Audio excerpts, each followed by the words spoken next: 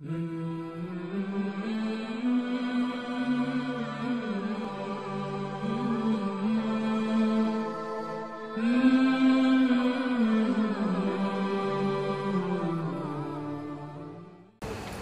kita akan masuk ke bab nomor 15, bab menjaga amal soleh secara konsisten, atau bahasa sederhananya istiqomah. Baik, setelah kita membahas tentang bab sebelumnya, masalah keseimbangan dalam mengerjakan ibadah atau urusan yang berhubungan dengan Allah Subhanahu wa Ta'ala dengan urusan dunia kita, dan bagaimana memang dalam Islam dianjurkan tidak memaksakan diri melampaui kapasitas, karena Allah mengatakan innallaha la yukallifullahu nafsan illa wus'aha. Dalam akhir atau di akhir surah Al-Baqarah, Allah tidak akan bebankan hambanya melampaui kemampuannya. Tetapi dari sisi lain bukan berarti kita menganggap remeh dan menunda-nunda amal saleh, karena memang amal saleh dibutuhkan oleh orang-orang beriman. Bagaimana dia mengecas imannya, berhubungan langsung dengan Tuhannya, menyampaikan hajat-hajatnya dengan ibadah tersebut. Maka tentu seorang mukmin faham benar bagaimana dia memerlukan ibadah tersebut. Ibadah ini berhubungan dengan Allah Subhanahu wa Ta'ala, memahami ilmu syariat yang sedang atau yang Allah turunkan sehingga menjadi panduan hidup, lebih dibutuhkan bagi seseorang di antara kita daripada makanan pada saat dia lapar, minuman pada saat dia haus, bahkan tempat tidur pada saat dia capek dan mengantuk. Karena ini semua nanti ilmu agama, ibadah kepada Allah menjadi pengawas buat kita. Kita jadi tahu sebelum makan, sebelum minum, sebelum tidur, sebelum bergaul, ini boleh nggak dia mengawasi kita. Dari sisi lain, dalam mengerjakan ibadah itu kita dianjurkan agar konsisten, istiqomah. Bagaimana seseorang komitmen mengerjakan sebuah ibadah dan dia menjaga itu, terus-menerus mengejar amal salehnya. Sudah sering kita sebutkan, kalau buku amal setiap orang di antara kita itu dicatat oleh malaikat setiap harinya. Maka tidak cukup seseorang mengatakan, dulu saya pernah sholat malam, dulu waktu saya masih gadis, atau saya masih bujang pernah sholat malam, dulu saya pernah umroh, dulu saya pernah haji, dulu saya pernah bersedekah. Itu dulu. Tanggal berapapun, hari apapun, dimanapun kita berada sudah dicatat oleh malaikat. Tapi buku amal kita selama kita masih hidup terus saja membutuhkan catatan-catatan. Makanya butuh istiqomah. Sholat duha ya sholat duha seterusnya sampai meninggal. Begitu juga baca Quran, begitu juga berzikir, begitu juga berdoa, begitu juga bakti sama orang tua, dan seterusnya. Semuanya dibutuhkan konsisten dalam mengerjakan itu. Saya pernah bilang sebagai contoh rasional, kalau seandainya kita ingin ikut dalam satu kompetisi pertandingan, mudah. Misalnya lomba lari misalnya, kita tinggal daftar ikut. Untuk menjadi juara satu juga mudah, tinggal kita mengatur tips-tips untuk itu, kemudian kita coba mengejar.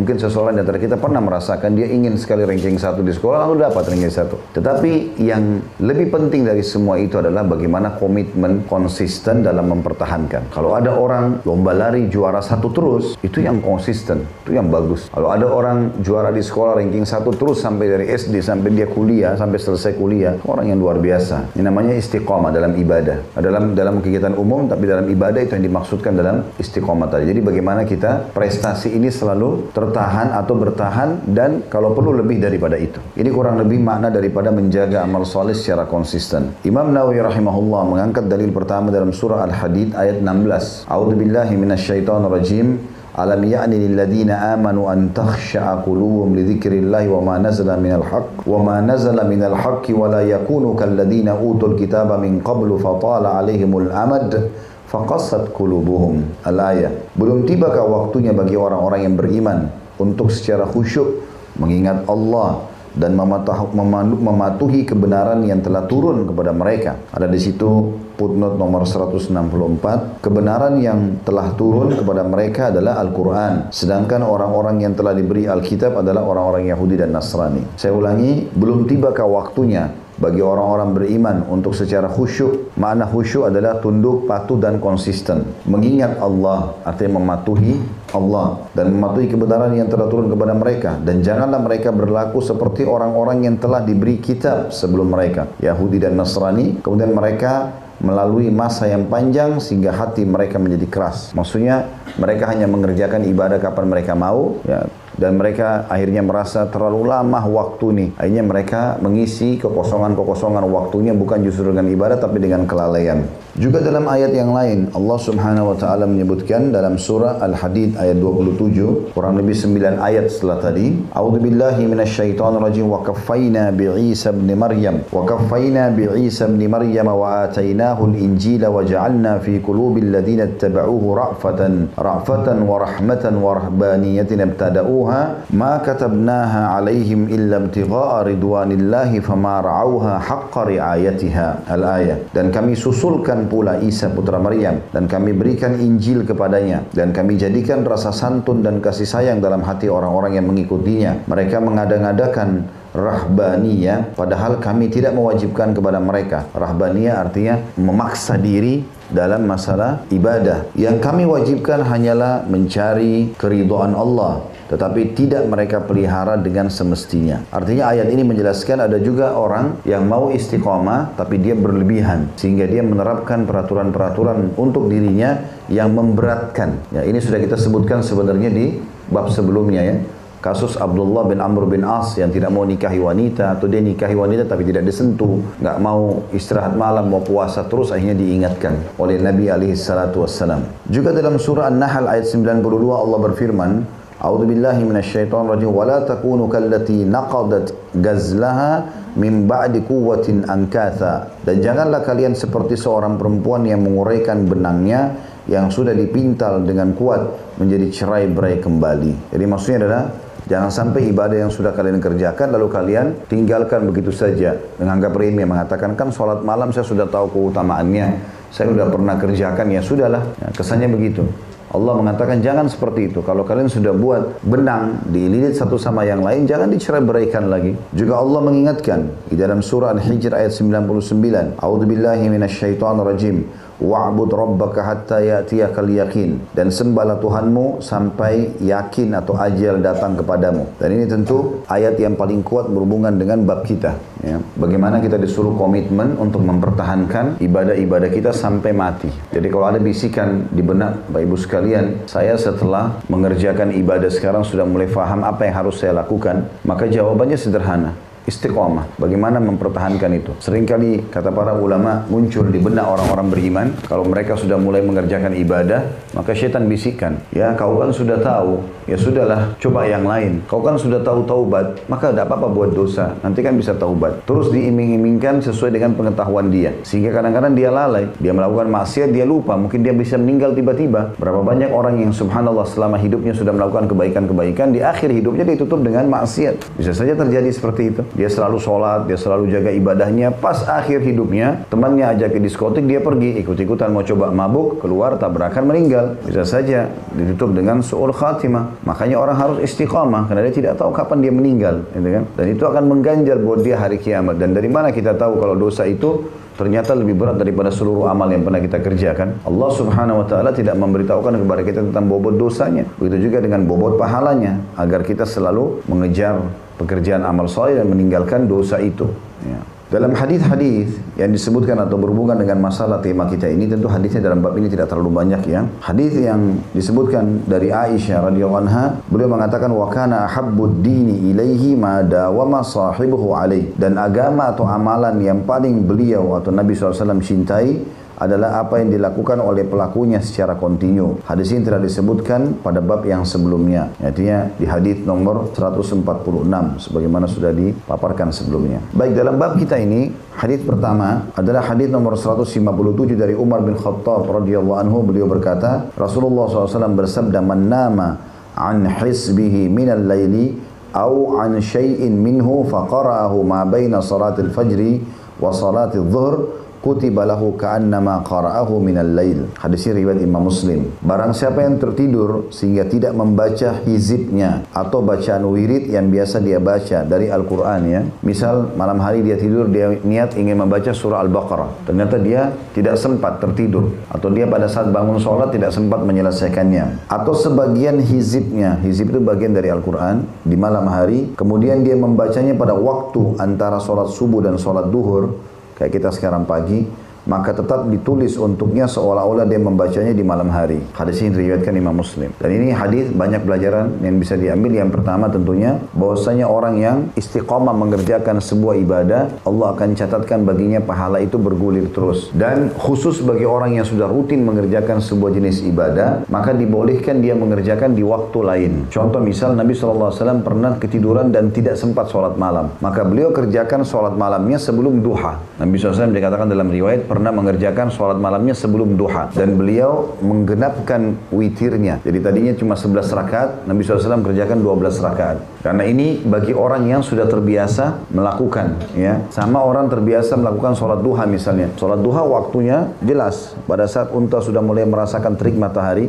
Ya, kalau kita mungkin jam 8 ya, sampai menjelang duhur. Tetapi kalau ada orang yang sudah komitmen mengerjakan itu, udah biasa, dan kebetulan betul-betul dia lupa, lewatlah dia sampai menjelang dekat hampir waktu duhur. Ini waktu yang dilarang sholat sebenarnya. Tapi dia boleh kerjakan karena dia sudah rutinitaskan itu. Ya, dia sudah merutinitaskan, dan ini tidak berlaku bagi orang yang tidak mengerjakan rutinitas. Kemudian pelajaran yang kedua adalah semua ibadah yang dikerjakan di malam hari lebih afdal daripada siang hari. Semua yang dikerjakan di malam hari lebih afdal dari siang hari, baik itu zikirnya, doanya, ya, sholatnya.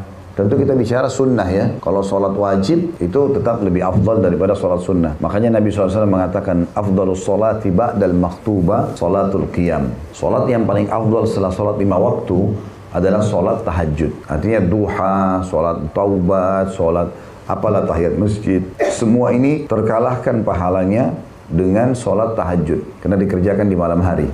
Ya, karena pada saat itu memang ujiannya berat, orang lagi pada tidur ya, kemudian kita bangun, sampai kata Nabi SAW, afshus salam, sebarkanlah salam di antara kalian, wa at'imut ta'am, dan berikanlah makan kepada orang-orang, wasilul arham, lanjutkanlah hubungan silaturahim, wasallu bin naili wan nasu niyam, wasallu bil laili wan nasu niyam, dan salatlah malam hari pada waktu manusia tidur, tadkhulul jannata bis salam, karena akan masuk ke dalam surga dengan sambutan yang meriah. Jadi memang bangun sholat di malam hari adalah ibadah yang lebih baik. Begitu juga rentetan semua ibadahnya, berdoanya, berzikirnya, baca Qur'annya, segala macam. Ini lebih afdal. Dan ini umumnya kata ulama kembali kepada hadis yang sahih riwayat Bukhari, kalau tertinggal sepertiga malam Allah Subhanahu wa taala turun ke langit bumi. Dan ini tidak terjadi pada waktu-waktu lain di siang dan sore hari, hanya di malam hari saja. Maka ini membuat ibadah itu lebih afdal. Itulah diambil dari potongan makna hadis di sini. Dan barang siapa yang membaca bacaan hizibnya atau pilihan surahnya yang dia tidak sempat baca di malam hari Al-Quran, lalu dia baca antara subuh ke duhur di pagi hari,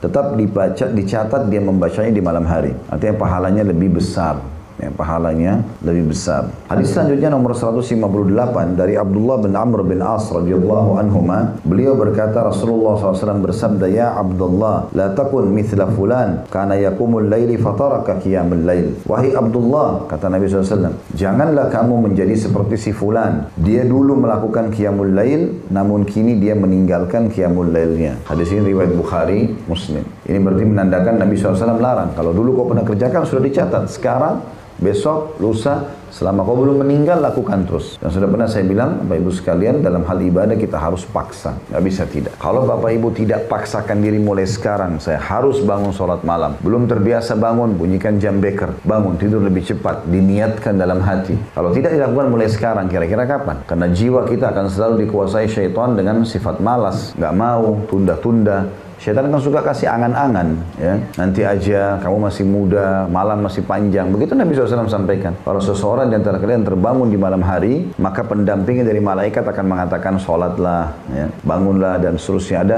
keinginan untuk sholat. Tapi syaitan, qarin, akan mengatakan tidurlah karena malam masih panjang. Tinggal Bapak Ibu biasa ikuti siapa, ya, lebih tahu dirinya sendiri. Yang jelas harus paksakan. Dalam ibadah ini kita harus memaksakan, tanda kutip, dengan cara kita sendiri ya. Kita memaksakan, namanya mujahadah. Bagaimana dia melawan dan memaksakan diri untuk sedekah, untuk baca Quran, untuk apa saja, komitmen harus. Kalau kita nggak buatin program nggak bisa. Nah, kalau kita sudah memulainya saja, kemudian kita coba istiqomah semampu kita, nanti sudah nggak enak kalau nggak dikerjakan. Awal mula mau puasa Senin Kamis berat, tapi coba lakukan. Mudah-mudahan syaitan akan berat, tidak apa-apa, komitmen aja, jalan. Nanti kalau sudah berjalan sebulan, 1 tahun, 2 tahun, nanti malah kalau nggak puasa nggak enak. Begitu juga dengan sholat malam, begitu juga dengan baca Quran, begitu juga dengan ibadah-ibadah lainnya. Ya, karena kita Kalau sudah memulai ibadah itu, seperti ibaratnya saya kasih gambaran tuh hari, orang yang akan berlomba lari. Kita sama syaitan ini lagi bersebelahan. Kalau kita tetap di garis start, nggak mulai-mulai, maka dia bisa menjatuhkan kita. Kamu bakal kalah, kamu nggak bisa, kamu begini, kamu begitu. Kita bisa kalah secara kejiwaan. Tapi kalau kita sudah mulai lari, maka syaitannya kerepotan. Karena dia harus minimal kecepatannya seperti kita, minimal. Atau kalau tidak, dia harus lebih cepat daripada kita, supaya bisa mengalahkan atau menggoda kita. Makanya harus mulai dulu. Dan Allah katakan dalam Al-Quran, A'udzubillahi minasyaitonirrajim, walladzina jahadu fina lanahdiyannahum subulana. Orang yang memaksakan dirinya ke jalan kami pasti akan menunjukkan dia ke jalan-jalan kami. Jadi komitmen dan konsisten dalam mempertahankan sebuah perbuatan baik, itu adalah anjuran dalam syariat. Hadis terakhir dalam bab kita nomor 159 dari Aisyah radhiyallahu anha, beliau berkata, karena Rasulullah SAW idza fatathu as-salatu minal laili min waja'in aw ghairi shalla minan nahari 12 raka'ah. Bila Rasulullah SAW tidak melakukan salat malam karena sakit atau lainnya, beliau melakukan salat di siang hari sebanyak 12 rakaat. Nah, ini kata ulama, Nabi SAW mengerjakan tetap salat malamnya karena sudah sering dia kerjakan. Tapi karena ada uzur, dia ketiduran, safar, terjadi gempa, apalah, maka tetap dia tidak mau ketinggalan sholat malam tersebut. Dan ini hanya bagi orang yang rutin mengerjakan ya. Tidak boleh kalau kita, misalnya Bapak Ibu baru dengar sekarang hadis ini, terus tiba-tiba, kayaknya tadi malam kan saya tidak tahajud, sekarang aja saya tahajud.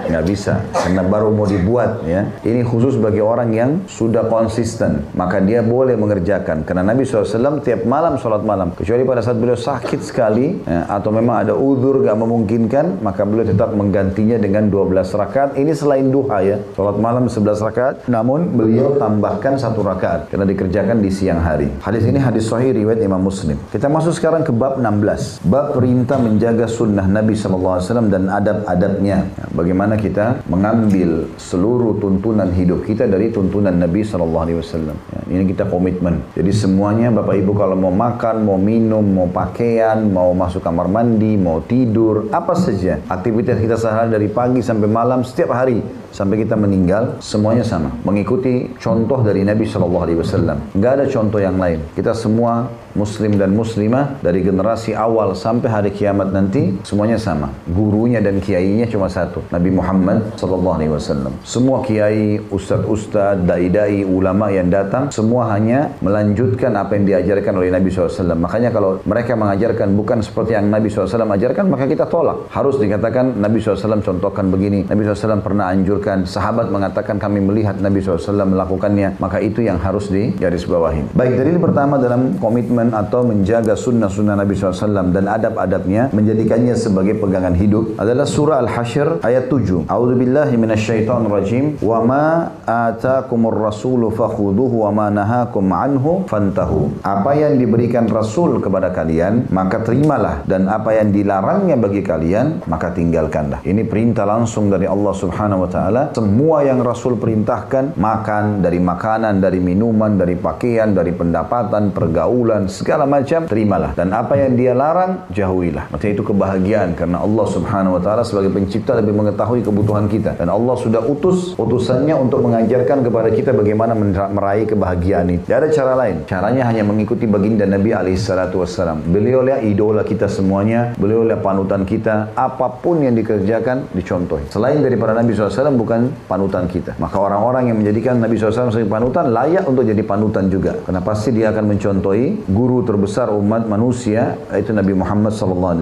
Juga dalam surah An-Najm ayat 3 sampai ayat 4, salah satu alasan kenapa Allah menyuruh kita untuk mengikuti Nabi SAW, karena Nabi SAW ya mengambil wahyu, bukan dikarang-karang dari sisi beliau. A'udzubillahi minasyaitonirrajim. Wa ma yantiqu 'anil hawa in huwa illa wahyun yuha. Dan dia Muhammad tidak berucap menurut kemauan hawa nafsunya. Al-Quran dan Sunnah yang disampaikannya oleh Nabi SAW itu tidak lain hanyalah wahyu yang diwahyukan kepadanya. Jadi semua yang disampaikan Nabi SAW itu tidak ada keraguan dari Allah Subhanahu wa Ta'ala. Dan Allah pencipta langit dan bumi. Allah lebih tahu sebagai pencipta tentang yang kita inginkan. Pemilik rumah lebih tahu tentang kondisi rumahnya. Maka tentu saja kita sebagai pendatang mengikuti apa yang diinstruksikan oleh tuan rumah. Gitu. Walaupun kita tidak mungkin samakan Allah dengan makhluknya. Tetapi Allah Subhanahu wa Ta'ala menciptakan kita, menciptakan semua di alam semesta ini. Dalam Al-Quran banyak sekali ayat, diantaranya yang berbunyi Allahu khaliqu kulli syai' wa huwa ala kulli syai'in qadir. Allah pencipta segala sesuatunya dan Allah mampu mengerjakan apa saja. Maka apapun ini Allah yang ciptakan, termasuk kita manusia. Andai saja Allah Subhanahu wa taala tidak memandu kita, maka kita tidak akan punya panduan hidup, tidak akan punya halal haram. Apalagi sudah terbukti orang yang mengikuti syariat Allah pasti menempuh kebaikan. Karena Islam, agama ini mengajarkan kebaikan semua. Sering saya bilang itu, jujur, tanggung jawab, amanah, bakti sama orang tua, dermawan, apalah, semua sifat-sifat baik. Itu dan disebutkan keutamaan-keutamanya. Orang yang berpegang pada anjuran syariat dia akan jadi baik. Dan yang dilarang semuanya buruk. Bohong, nipu, gunjing orang, fitnah, ngambil haknya orang lain, mukul, nggak ada, semuanya dalam Islam dilarang. Dan ada ancaman-ancamannya. Kemudian selanjutnya adalah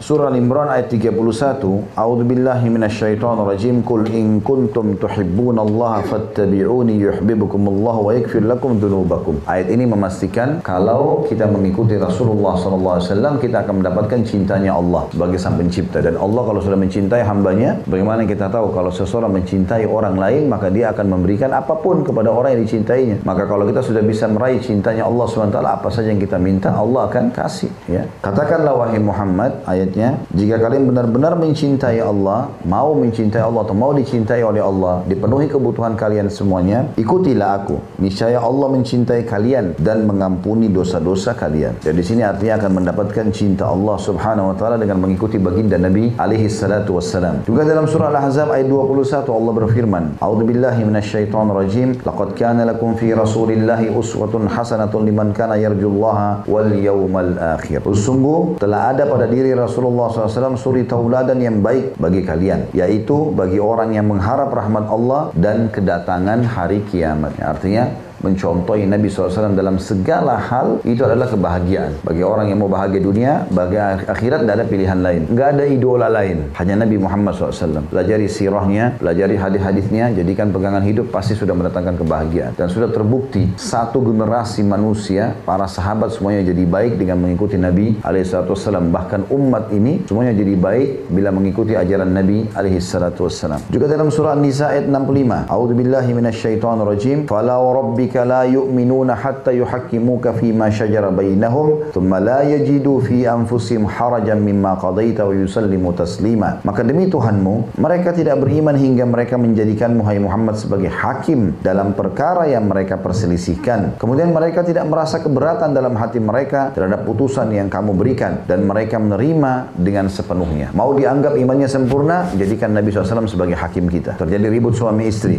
jadi percekcokan antara sahabat sama sahabatnya. Apa saja yang sedang terjadi, maka jadikan Nabi SAW sebagai penengah. Kan Nabi sudah meninggal, Ustaz. Iya, syariatnya kan ada. Dipakai syariat Nabi SAW sebagai peraturan-peraturan pemerintahan, peraturan peradilan, ya, peraturan rumah tangga. Semuanya begitu. Komitmen. Rumah tangga bicara suami istri. Di tengah-tengah kita, hukum Allah. Kita berjalan sekarang, Allah dan Rasul yang mengadili kita. Ada sesuatu kita kembalikan. Siapa yang salah ya, dia harus kembali ke jalan Allah. Siapa yang benar ya didukung. Gitu. Itu juga dalam seluruh lini kehidupan kita. Ini yang dikatakan, maka demi Tuhanmu hai Muhammad, mereka tidak beriman hingga mereka menjadikanmu sebagai hakim dalam perkara yang mereka perselisihkan. Kemudian mereka tidak merasa keberatan dengan keputusan, ya, tidak merasa keberatan dalam hati mereka terhadap putusan yang kamu berikan dan mereka menerima dengan sepenuhnya. Ini tanda keimanan seseorang menerima semua hukum Rasulullah SAW. Walaupun kita tidak suka, keputusannya tetap itu yang terbaik. Karena Allah Subhanahu Wa Taala yang memerintahkan Nabi-Nya Muhammad SAW sebagai Allah sebagai pencipta lebih faham tentang keadaan kita. Maka Allah pun menurunkan hukum-hukum tersebut. Juga dalam surah An-Nisa, masih surah yang sama, tapi mundur ayatnya, tadi ayat 65, ini ayat 59. A'udzubillahi minasyaitonirrajim. Fa in tanaza'tum fi syai'in farudduhu ila Allahi war Rasuli in kuntum tu'minuna billahi wal yawmil akhir. Al-ayat. Kemudian jika kalian berbeda pendapat tentang sesuatu apa saja, baik masalah kecil atau masalah besar, ya, maka kembalikanlah kepada Allah, maksudnya ikuti Al-Quran, dan kepada Rasul, maksudnya sunnah Nabi SAW. Jika kalian beriman kepada Allah dan hari akhir, maka tidak ada pemisahan antara agama dengan negara, agama dengan ekonomi, seperti sekarang sering disebarluaskan oleh pemahaman sekuler dan pemahaman yang semisalnya, bahwasanya harus memisahkan antara agama sama lini kehidupan yang lain. Ya, pada saat Katolik berkomitmen untuk menerapkan agama Kristen dalam kehidupan mereka, keluarlah orang-orang yang memprotes. Akhirnya muncul pemahaman Protestan dan mereka ya, memisahkan antara agama dengan lini kehidupan mereka. Sehingga dalam agama Kristen tidak harus seorang ekonom atau politikus faham agamanya. Dan kita sayangkan sekarang itu masuk dalam kehidupan umat Islam. Padahal kita nggak bisa seperti itu. Untuk menjadi seorang pemimpin negara, untuk menjadi seorang pemimpin lembaga atau apa saja, agamanya didahulukan. Agama nomor satu. Makanya Nabi SAW jadi pemimpin di Madinah. Makanya Nabi SAW juga ya pada saat mau meninggal menunjuk Abu Bakar. Dan Abu Bakar adalah ulamanya sahabat. Dan pada saat Abu Bakar mau meninggal tulis wasiat menunjuk Umar bin Khattab. Dan alasannya karena Umar bin Khattab adalah orang yang paling faham halal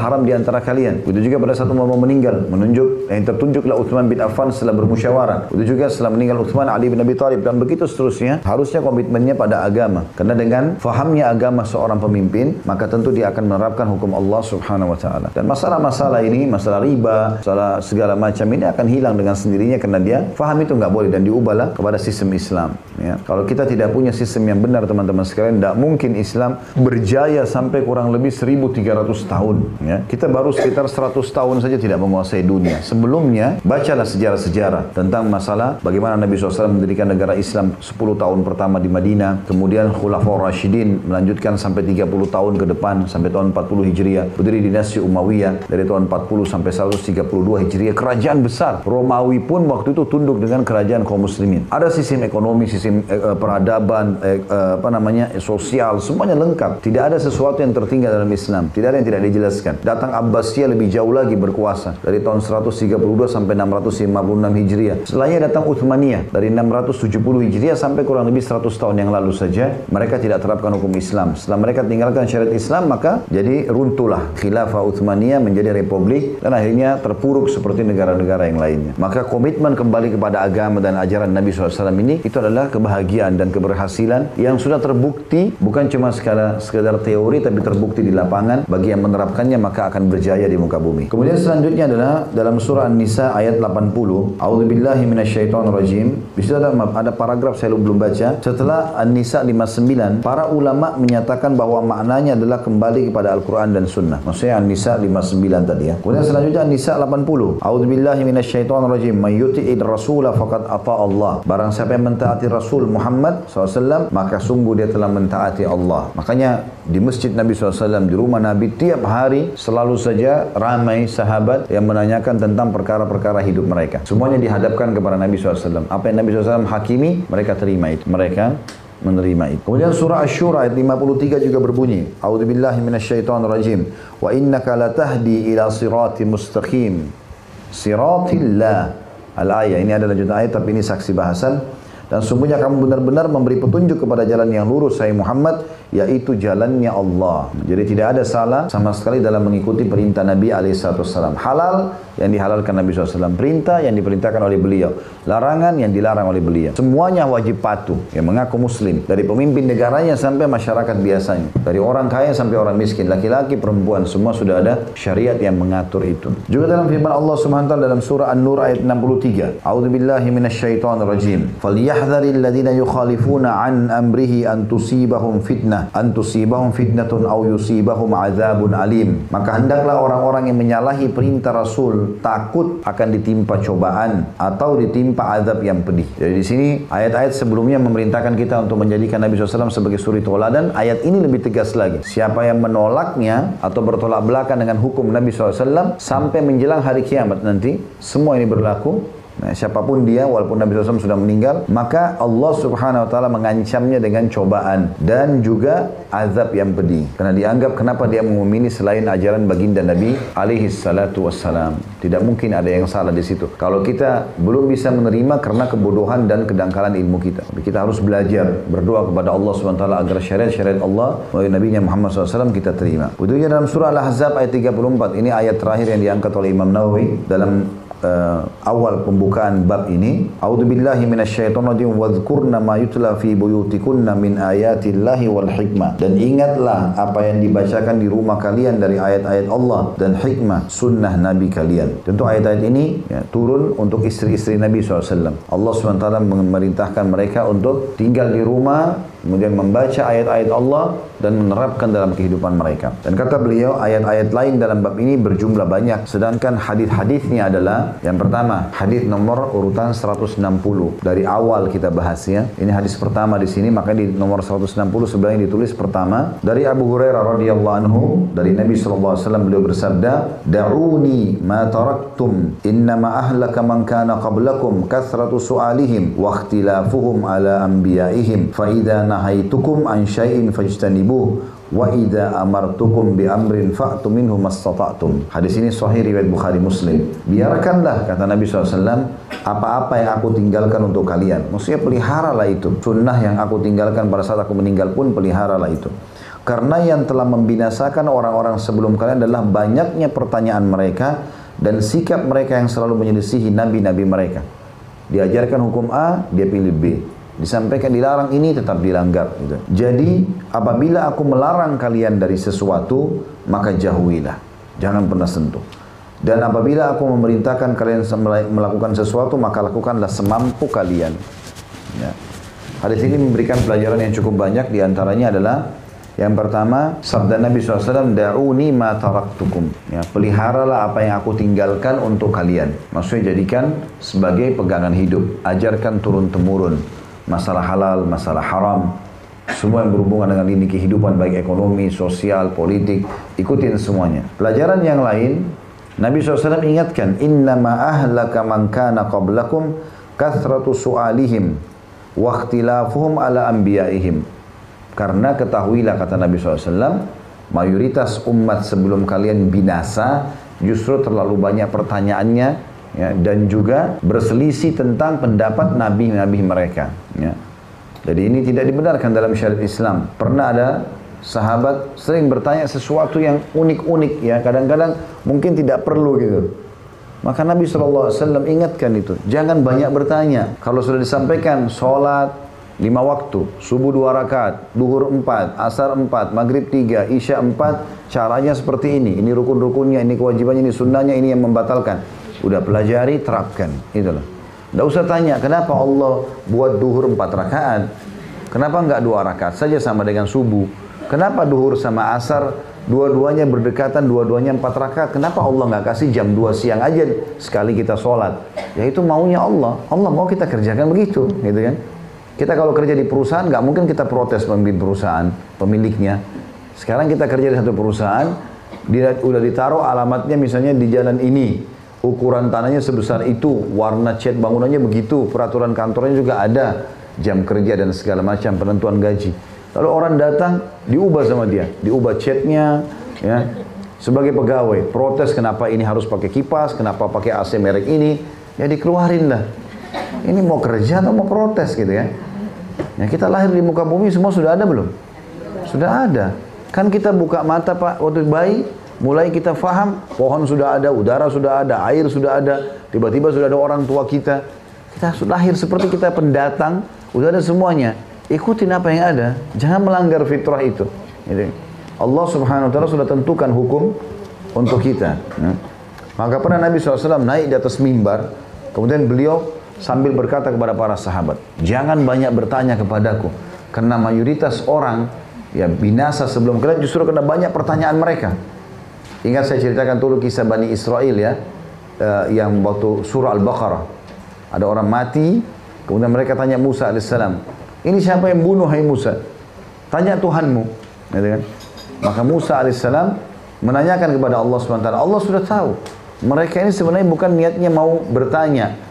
Ya, seperti orang mau mengelabui Nabi Musa alaihissalam. Maka Allah bilang, suruh potong sapi betina. Ya, suruh potong sapi. Ya, sapi setelah dipotong, ambil dagingnya, potongan pahanya, tepuk ke orang matinya bisa ngomong. Kata orang-orang Bani Israel, masa masuk akal? Daging sapi sudah mati, ditepuk ke orang mati ngomong. Ini di sini aja sudah ada yang ragu nih. Barusan kaget tadi.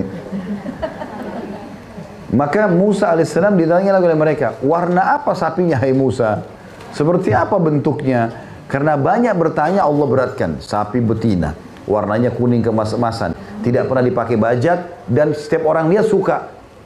Nah kerepotan akhirnya. Kata para ulama tafsir, andai saja Bani Israel dari awal Allah perintahkan suruh sembelih sapi, walaupun sapi jantan, sapi betina, mau pincang, mau kurus, dipotong, selesai. Tapi karena mereka bertanya jadi rumit.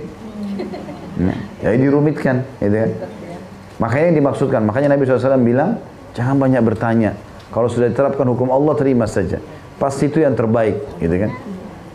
Nah, jadi dengan cara seperti itu kita akan lebih mudah bisa menerima ya hukum-hukum Allah Subhanahu wa taala. Kemudian potongan yang selanjutnya adalah yang potongan ketiga dari hadis ini ya. Fa idza nahaitukum an syai'in fajtanibu. Makanya kalau aku perintahkan sesuatu jauhi. Makna jauhi di sini artinya jangan dekati ya. Berarti kalau mendekati saja nggak boleh apalagi mengerjakan. Nah, itu makna daripada potongan hadis ini fajtanibu. Mirip dengan perbuatan zina yang Allah bilang dalam Al-Quran, wala taqrabuz zina. Jangan dekatin zina itu. Jadi supaya tidak didekatin supaya tidak terjerumus. Ya. Itu yang makna atau diambil daripada makna kalimat tadi fajtanibu, jauhilah. Juga potongan yang keempat dari hadis adalah wa idza amartukum bi amrin fa'tu minhu mastata'tum. Dan kalau aku perintahkan kalian sesuatu, kerjakan semampu kalian. Ya, jadi kalau dosa wajib didahului, kalau ibadah kerjakan semampu kalian. Ya, seperti kita jelaskan kemarin, pada saat misalnya orang bangun tengah malam mau sholat tapi dia ngantuk sekali, sunnah Nabi tidur, gitu kan? Kalau dia betul-betul ngantuk, misalnya memang dia baru tidur setengah jam, 1 jam, atau dia lagi sakit, kepalanya pusing lain, gitu kan? Maka dia boleh istirahat. Kemudian dia bangun pada saat dia sudah lebih tenang ya dalam waktu untuk beribadah. Tapi bukan berarti orang sudah tidur 6 jam, 5 jam, lalu alasan saya masih ngantuk. Ini syaitan. Ya, mestinya dia bangun, dia sholat. Dan kata Nabi SAW, kalau sholat antara kalian bangun malam hari, maka hendaklah dia beristinsyak. Istinsyak itu mengambil air, dihirup di hidung. Karena syaitan bertengkar di hidungnya. Jadi kalau Bapak Ibu mau lihat, ini ngantuk saya dari syaitan atau memang ngantuk capek, coba kalau bangun malam, masuk kamar mandi, basuh dulu tangannya 3 kali, kemudian ambil air, masukkan di hidung saja. Dengan tangan kanan, terus keluarkan dengan tangan kiri. Kalau ngantuknya tiba-tiba hilang, berarti syaitan udah. Begitu sabda Nabi SAW. Berapa kali saya praktekin, lagi ngantuk nih bangun malam. Masuk kamar mandi, cuci tangan di wastafel, masukkan air di hidung, ngantuknya hilang. Seperti sabda Nabi SAW, karena syaitan bertengkar di hidungnya. Ya begitu sabda Nabi SAW. Tapi kalau betul-betul memang kita ngantuk sekali, biasanya memang sudah capek ya. Ada orang karena ngantuknya mungkin dia mau tidur dimanapun. Ya mungkin di lantai dia tertidur karena capek, itu berbeda. Allah tidak memaksakan orang melakukan ibadah sementara dia tidak mampu, gitu kan? Pernah juga satu kali bahkan waktu Nabi SAW mau sholat duhur, panas sekali waktu itu. Lagi puncak-puncaknya musim panas di Madinah. Dan masjid Nabi SAW terbuka. Maka beliau bilang kepada para sahabat, tundalah sebentar sholat kalian agar panas ini sedikit meredah. Itu waktu Nabi SAW melihat memang udaranya panas sekali. Kalau Bapak Ibu kan sekarang masjid atau rumahnya dengan AC tertutup segala macam, itu dulu zaman dulu nggak ada. Orang kalau mau maksimal orang kalau bisa mau merasa dingin, itu pun sudah raja-raja, kaisar-kaisar itu pakai kipas, ya, dikipasin. Ya. Maka dengan cara itu disuruh nunggu, gitu kan? Kalau kondisi sekarang sudah sangat mudah, alhamdulillah. Tapi yang kita jadikan saksi bahasan adalah bagaimana agama tidak memaksakan seseorang untuk itu. Juga dalam hadis lain dikatakan Aisyah berkata radhiyallahu anha, Nabi SAW kalau diberikan pilihan antara 2 perbuatan, maka beliau pilih yang paling ringan. Maka beliau pilih yang paling ringan. Ya. Dan Nabi SAW mengerjakan ibadah tapi tidak memaksakan diri. Tapi tidak juga melalaikannya. Saya sudah bilang garis bawahi kalimat itu ya, jangan sampai kita melalaikan. Karena ada juga orang memang dia lalaikan, digunakan dalil-dalil seperti yang bab sebelumnya, oh kita harus berimbang nih misalnya.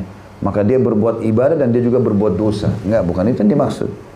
Tapi dia imbangi antara istirahat dia, waktu makan dia, dengan sholat dia, dengan puasa dia, gitu kan.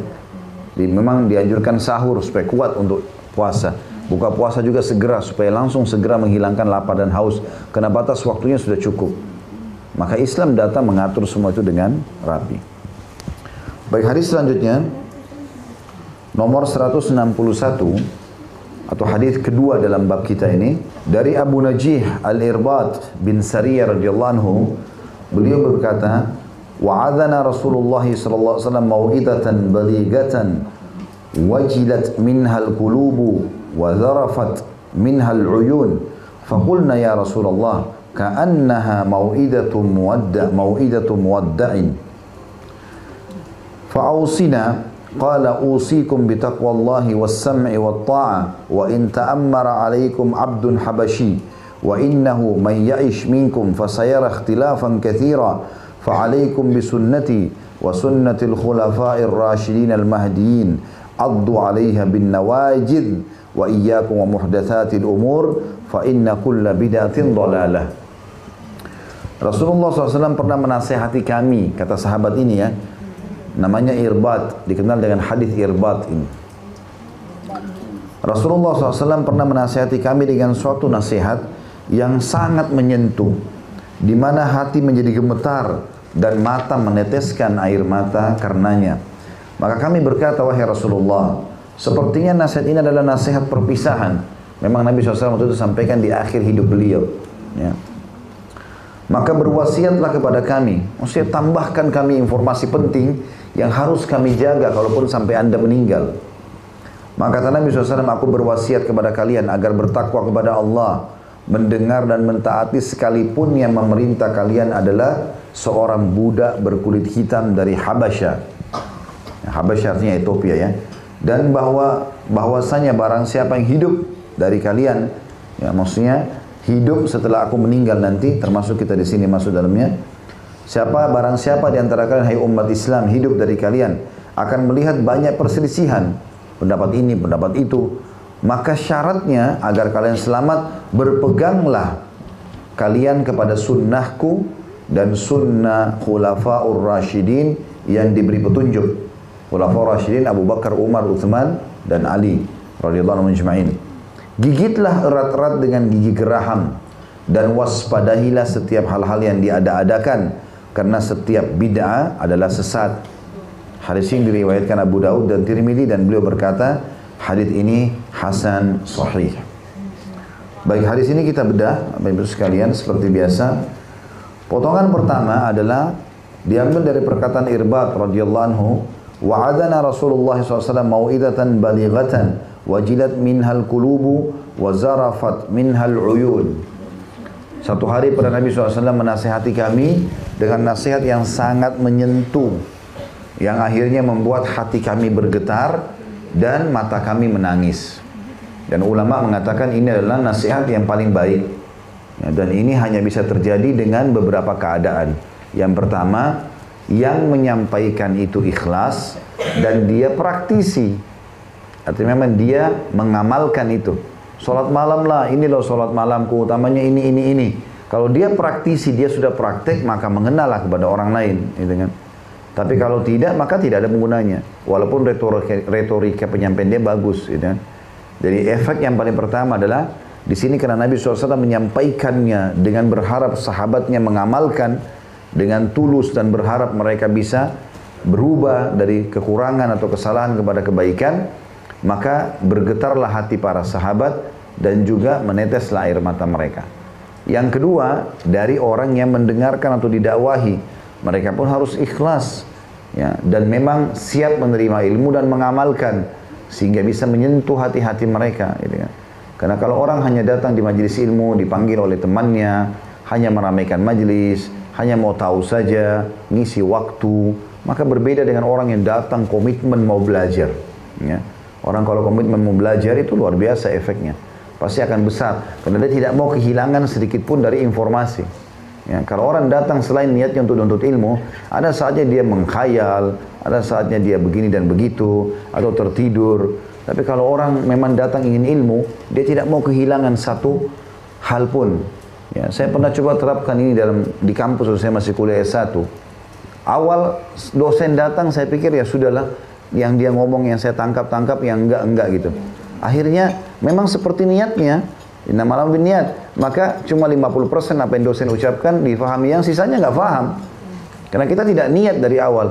Saya coba ubah niat itu, saya dari kursi belakang kelas, saya ke depan. Saya lihat di depan ini ternyata orang-orang yang duduk sibuk dengan nulis apa yang dosen bilang. Di belakang ini tidur, ya. Ini di kelas saya dulu, bukan di sini ya. Gitu, saya duduk di belakang, di sebelah saya ada orang-orang dari Afrika, di meja pada tidur. Orang Saudi ada tidur. Mereka nggak dengar apa yang dosen bilang. Dosen masuk, assalamualaikum, keluar, assalamualaikum, dia nggak ngerti apa-apa. Maka akhirnya saya duduk di depan, saya coba lihat, saya coba tangkap, ini dosen sampaikan apa sih? Dan saya harus tahu ilmu yang dia sampaikan. Gak mungkin dia dibayar oleh pemerintah Saudi, datang ngajar 50 menit, 1 jam, lalu dia tidak sampaikan sesuatu yang bermanfaat. Ada buku rujukannya. Saya duduk, saya coba buat nilai yang paling baik nih. Gimana caranya mengejar semua perkataan dia, saya tulis. Hanya manfaatnya besar. Ya, paling tidak itu 90% kita udah bisa tangkap. Kalau tidak sampai 100% yang kita fahami. Dan ini teman-teman sekalian manfaatnya besar sekali. Ya. Makanya peringatan akan menyentuh kalau dari dua sisi. Kita yang menyampaikan dan kita juga atau orang-orang yang mendengarkan dua-dua sisinya. Kedua sisi ini semuanya ikhlas karena Allah SWT dan ingin mengamalkan itu. Ya. Maksud dalam masalah ini adalah lingkungan dan situasi juga kondisi. Ya. Ini akan sangat mendukung agar penyampaian ceramah atau agama itu berpengaruh. Kenyamanan tempat, ya. Ketepatan waktu, keadaan, ini semua penting. Ya. Seperti misalnya Bapak Ibu di sini nggak mungkin bisa duduk kalau memang tidak luangkan waktu. Pekerjaan yang mau dikerjakan sudah diatur sedemikian rupa, sudah dijalankan, sudah ditunjuk siapa yang akan mengerjakan misalnya, sehingga tidak ada beban pikiran. Ya, tapi kalau orang ada janjian jam sekian, dia datang ta'lim, cuma 15 menit saya bisa dengar, lalu pergi. Maka yang didapatkan juga hanya sebatas itu. Ya. Maka dia harusnya datang dan komitmen. Sekali datang majelis ilmu ya sudah sampai habis sekalian gitu ya. Maka ini juga termasuk kondisi, situasi ya, suasana, ini semua masuk dalam penyebab bisanya sampai bergetarnya hati seseorang. Yang terakhir, yang keempat, selain kesiapan pemateri, kesiapan orang yang belajar, ya kemudian situasi, kondisi tadi dan suasana, juga adalah maksiat ya, atau bersihnya orang dari dosa. Selama dosa masih ada, Bapak Ibu belum bertaubat kepada Allah, masih mengganjal, susah sekali bisa menerima ilmu. Ilmu itu hanya akan diberikan kepada orang yang bersih hatinya. Allah akan buat hatinya bergetar. Itulah perkataan Imam Syafi'i rahimahullah dalam pepatah yang masyhur. Syaqautu ila waqi'i su'a hifdhi. Aku mengeluhkan buruknya hafalanku kepada Imam Waqi', gurunya beliau. Fa arsyadani ila tarkil ma'asi. Maka dia memerintahkan aku untuk meninggalkan dosa-dosa. Wa akhbarani bi anna ilma nurun, dan dia memberitahukan kepadaku bahwasanya ilmu itu adalah cahaya, wa nurullahi la yu'ta li'asi, dan cahaya Allah tidak akan dikasih kepada pelaku maksiat. Jadi ini bentrok seperti minyak sama air. Kapan masih membuka pintu-pintu dosa, maka ilmunya tidak maksimal dia terima. Itu yang kita ambil pelajaran pertama dari hadis ini. Makanya para sahabat mengatakan, atau Irbad mengatakan, Nabi SAW pernah menasihati kami sampai-sampai akhirnya menggetarkan hati kami dan membuat mata kami meneteskan air mata. Ya. Tentu di sini teman-teman, kalau sampai kita meneteskan air mata antara kita sama Allah SWT, tiba-tiba kita dengar hadis tentang neraka kah, atau kisah tentang orang soleh lalu kita menangis, itu tanda keimanan dan kebaikan. Bukan riya masalah itu. Kecuali ada orang dasarnya niatnya riya, sengaja taruh balsam di dekat matanya supaya bisa nangis terus dan dipuji orang, ya. Allahu alam ini, ya. Jadi itu memang beda. Tapi kalau orang tersentuh tiba-tiba, maka itu berarti tanda-tanda keimanan. Potongan yang kedua adalah perkataan Irbad dan para sahabat.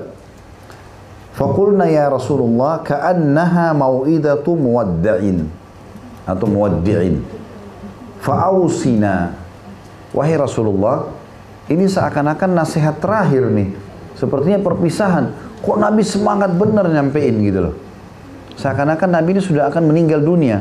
Maka wasiatkan kepada kami. Pelajaran di sini adalah bagaimana jelinya sahabat menangkap keadaan Nabi SAW.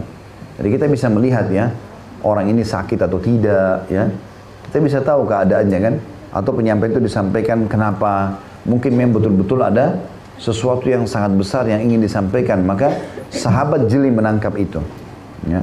Seringnya atau pekahnya seseorang itu muncul justru karena seringnya berinteraksi. Ya. Khadijah radhiyallahu anha mengetahui kebutuhan Nabi SAW karena seringnya interaksi. Maka Nabi SAW melalui Jibril AS menjamin surga bagi Khadijah karena kena pekaan itu. Pernah saya ceritain kisah itu ya. Seperti itulah kurang lebih gambarannya. Makanya kita boleh di sini meminta untuk diberikan wasiat. Wasiat artinya nasihat yang sangat penting, ringkas dan padat. Nah, itu pelajaran kedua. Bagaimana jelinya sahabat melihat keadaan Nabi SAW dan bagaimana mereka segera memaksimalkan kesempatan itu sambil mengatakan, wasiatkan kepada kami. Potongan ketiga, nasihat Nabi SAW, wasiatnya. Dan ini buat para sahabat dan buat kita. Qala usikum bitaqwallah. Ini nasihat pertama. Aku mewasiatkan kepada kalian agar bertakwa kepada Allah. Makna bertakwa, tunduk dan patuh. Tunduk dan patuh. Apapun yang Allah perintahkan, kerjakan. Apa yang Allah larang, jauhi. Dimanapun berada. Mirip dengan wasiat Nabi SAW kepada Abdullah bin Abbas radhiyallahu anhuma, ittaqillah haitsuma kunt. Ya, bertakwalah kepada Allah dimanapun kau berada, karena perintah jilbab yang ibu-ibu lakukan ini berlaku di Indonesia, berlaku juga di Amerika, berlaku di Cina, berlaku di mana-mana. Salat 5 waktu yang kita kerjakan berlaku di sini, berlaku di Amerika, berlaku di mana-mana. Haramnya babi di sini dan khamr haram juga di mana-mana. Jadi bukan berarti di Indonesia kita komitmen lalu kita pergi ke Amerika mabuk misalnya, ya, atau pergi kemana terus kita tidak sholat. Enggak. Karena hukum Allah berlaku di setiap tempat. Bertakwa kepada Allah, ini wasiat Nabi SAW yang pertama. Dan kita sudah tahu, pernah ada ceramah saya di YouTube judulnya Bekal Dunia Akhirat. Kurang lebih waktu itu saya coba cari di Mu'jam Al-Fadl Quran. Saya temukan tidak kurang dari 228 ayat tentang takwa. Banyak sekali. Dan keutamanya terlalu banyak kalau mau disebutkan. Tapi Allah berikan jalan keluar dari permasalahannya, Allah berikan rezeki, Allah ampuni dosa-dosanya. Banyak sekali manfaat ketakwaan kepada Allah SWT. Saya sarankan Bapak Ibu kembali ke ceramah itu, judulnya Bekal Dunia Akhirat ya. Kemudian wasiat yang kedua dari Nabi SAW adalah was-sam'i wat-ta'ah wa in ta'ammara alaikum abdun habashi. Patuhlah dan taatlah walaupun yang memimpin kalian seorang budak dari Ethiopia. Ya, kebetulan di zaman Nabi SAW umumnya budak-budak itu berkulit hitam dan mereka berasal dari Ethiopia. Nah, kalau budak zaman dulu tuh bisa diperjualbelikan ya, dan mereka dianggap seperti level nomor 2 di kalangan manusia. Itu berlaku sampai masih terjadinya perang dunia dulu ya. Itu dihapus, hanya disepakati ya, secara internasional nggak boleh lagi ada perbudakan. Lalu sebelumnya ada perbudakan. Dan budak-budak ini dulu mayoritasnya dari Ethiopia. Mereka berkulit hitam, ya, kemudian mereka diperjualbelikan di pasar dan dipekerjakan. Maka Nabi SAW mengingatkan tentang pentingnya patuh pada pemerintah setempat selama bukan maksiat kepada Allah. Ya, seperti lampu-lampu lalu lintas, KTP, SIM, apalah ya, peraturan pemerintah ikuti selama bukan maksiat kepada Allah. Nabi SAW mengatakan patuhlah dan taatlah. Walaupun yang mimpin kalian secara fisik kalian tidak suka. Berkulit hitam, budak lagi. Dalam hadis lain kata Nabi SAW, patuhilah pemimpin kalian walaupun yang memimpin kalian budak dari Ethiopia, rambutnya seperti kismis. Ya, artinya keribo kecil-kecil. Ya. Ya, itu sampai, artinya zaman dulu orang anggap itu kayak kekurangan. Tapi ternyata Nabi bilang tetap harus patuh. Ya, tetap harus patuh karena efek mudarat daripada ketidakpatuhan pada pemerintah setempat ini lebih besar daripada kebaikannya. Nah, selama itu bukan maksiat kepada Allah SWT, dan kita dilarang untuk menghina-hina pemimpin atau pemerintahan. Jangan lagi dihubungkan dengan Pilpres 2019 ini. Saya ingatkan dari sekarang, saya bicara hukum agama terus sampai kapanpun kita butuh ini. Karena mulai saya lihat di YouTube itu mulai lagi, ya, ditulis lagi Pilpres 2019, nggak ada hubungannya ini. Ya. Kita bicara hukum agama kapanpun, walaupun ini sudah terjadi pemilihan presiden nanti, tetap aja saya bicara sama. Gitu kan. Hukum Allah tidak akan berubah ini. Jadi jangan dipotong-potong hanya untuk maslahat tertentu. Kata Nabi SAW, man ahana amira wa ahanahullah. Siapa yang menghina pemimpinnya, maka Allah menghinanya. Ya. Kita lakukan, berdoakan orang kebaikan. Ya. Kita doakan kebaikan, ataupun kita memberikan nasihat, ya, sesuatu yang positif, ya, bukan malah keburukan-keburukan. Karena belum tentu juga kalau kita yang memimpin lalu kemudian sama. Ini wasiat yang kedua dari Nabi SAW.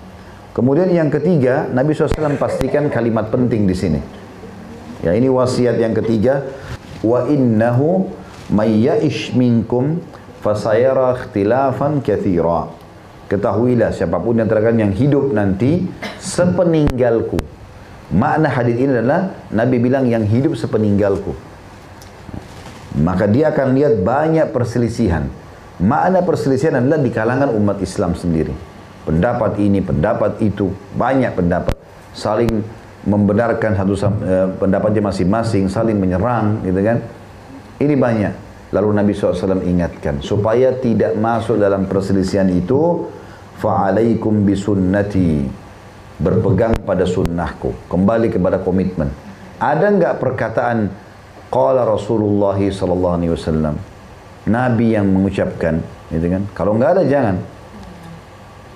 Wa sunnatil khulafa'ir rasyidin al-mahdiyin, dan juga sunnah atau contoh-contoh dari para khulafa'ur rasyidin, Abu Bakar, Umar, Uthman, Ali radhiyallahu anhum ajma'in. Dan ulama membagi 4 masa kejayaan raja Islam ini, sahabat-sahabat yang mulia. Ada 2 fase kejayaan, ada 2 fase fitnah, ya.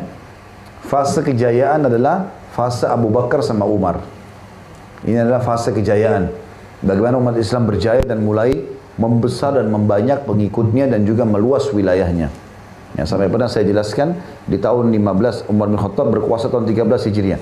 Tahun 15 Hijriah itu pasukan Islam dikirim menuju ke negeri Syam, utara Jazirah Arab, Palestina, Jordania, Lebanon dan Syria, juga bagian Asianya Turki.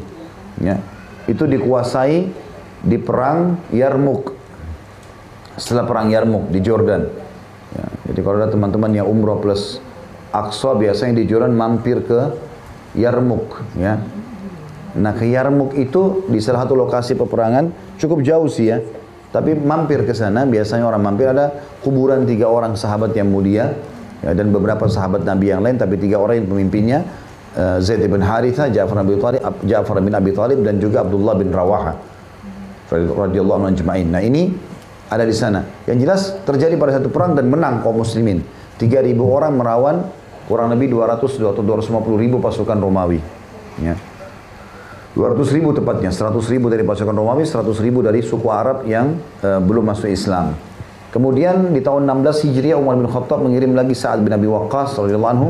Kalau tadi itu perang Yarmuk terjadi, tadi itu yang 3 sahabat itu di perang Mu'tah, ya, di zaman Nabi SAW. Tapi di zaman Umar terjadi perang Yarmuk, dipimpin oleh Abu Ubaidah bin Jarrah radhiyallahu anhu. Tapi di lokasi di situ ada, di Jordan itu ada lokasi perang Mu'tah, ya, perang di zaman Nabi SAW, bukan perang Yarmuk. Tapi perang Yarmuk juga ada lokasi di sekitar situ di tahun 15 Hijriah. Dan sekarang ada universitas namanya Universitas Yarmuk di situ, yang dibuat oleh pemerintah Jordan.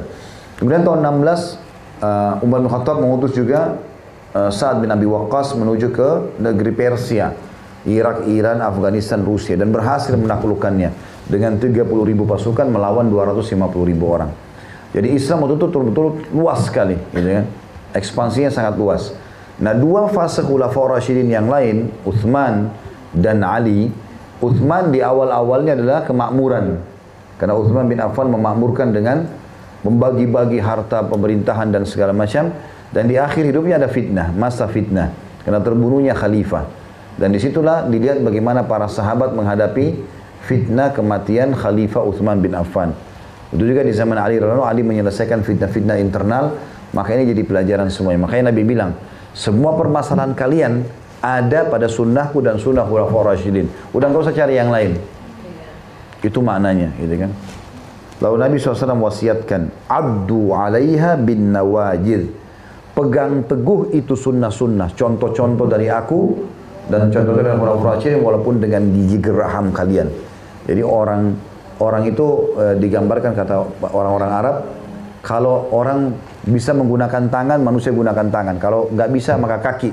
Misal orang kalau mau diserang, maka yang paling pertama biasa digunakan tangannya. Kalau tangan tertahan kakinya, gitu kan. Kalau kaki tertahan umumnya terakhir pertahanannya adalah giginya. Ya. Dan gigi yang paling kuat adalah gigi geraham. Sehingga dia agak tajam dan bisa menyakiti musuh ya. Maka Nabi SAW memberikan gambaran itu. Sambil mengatakan pegang teguh sunnah itu.